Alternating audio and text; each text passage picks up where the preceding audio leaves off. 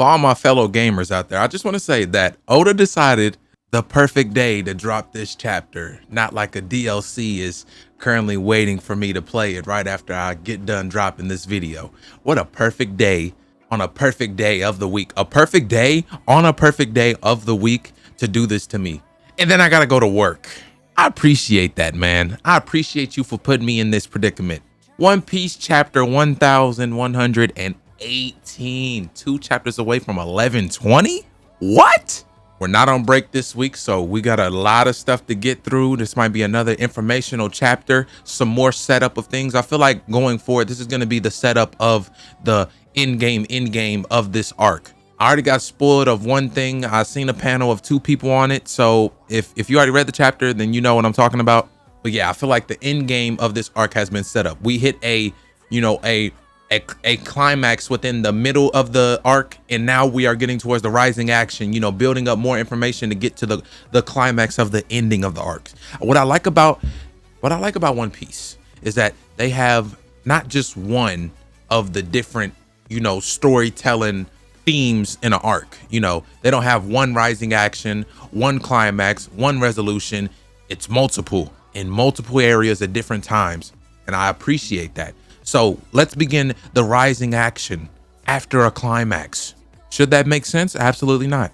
Oni Child Yamato and the Holy Inari Shrine Pilgrimage Volume 8 setting off. So this entire time, the previous 7, she has been in the Wano capital, kind of getting things together, saying her goodbyes to people. But now this is the official set off. So she's going to be taking that journey now, heading everywhere, hopefully getting some things together and making it all nice and chipper.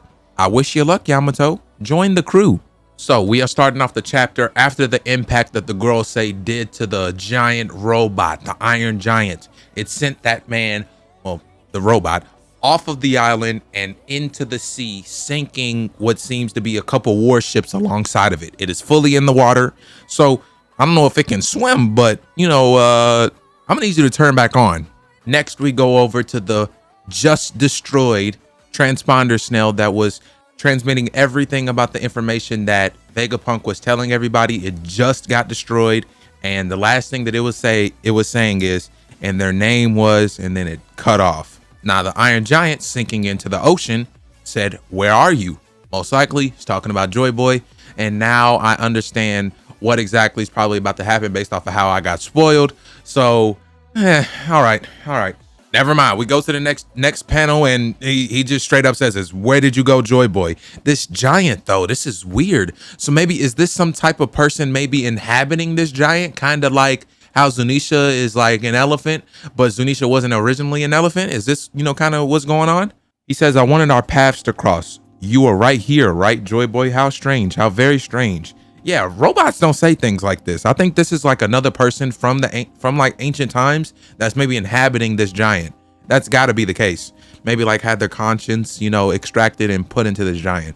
Maybe the same thing that they did with Zunisha. Maybe there's like something called the world elephant, and they put Zunisha in that elephant so it could just walk forever. Hence, maybe I don't know. We got the fodder marines are like reacting to their first time seeing a big ass boar devil. This is weird, bro.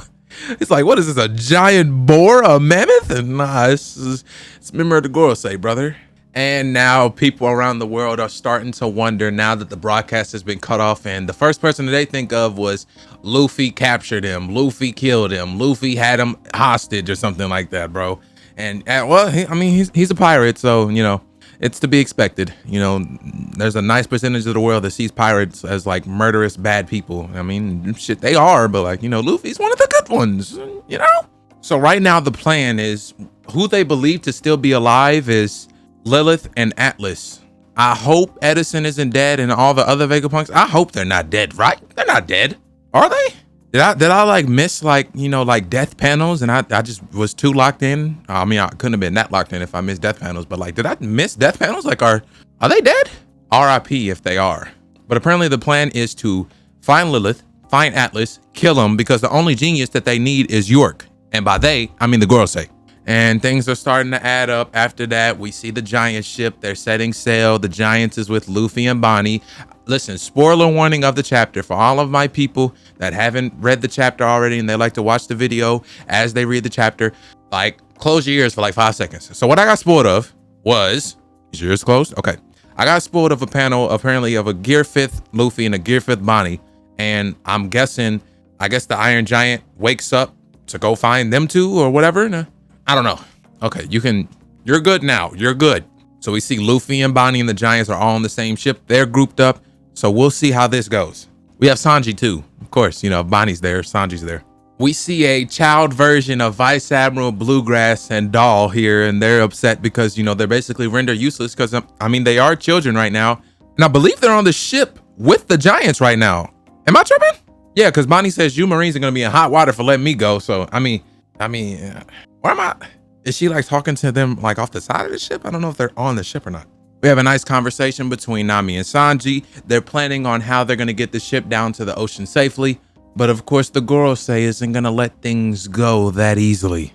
So an elder is swooping in on Luffy, Bonney, and the Giants. Luffy's eating real quick because one of the Giants, one of their cooks, I guess, he was like, hey, I already knew about your appetite, but damn, I didn't expect you to eat like 2 giants worth of food. He was like, I ain't gonna lie, I gotta boot up real quick. I need my food so I can get my energy back so I can hop in that Gear 5th. Cause he's gonna need it against these elders. But like, he has not, am I tripping? Or has he only tried to hit, I always forget their names, y'all. I'm so sorry.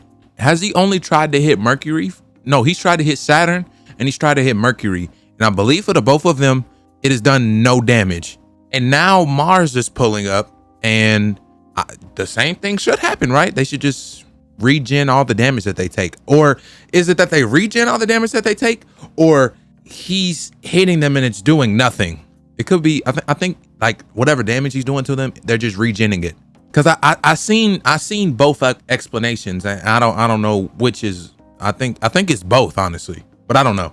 And we see a big old panel where basically Luffy was like, why don't you box this Gorosei member with me? And she's like, nah, I can't keep up with you while you're in that form, Nika. And and Luffy's like, bro, I don't know who you're talking about again. Stop calling me Nika. Who is that, bro? That's not my name. My name is Luffy.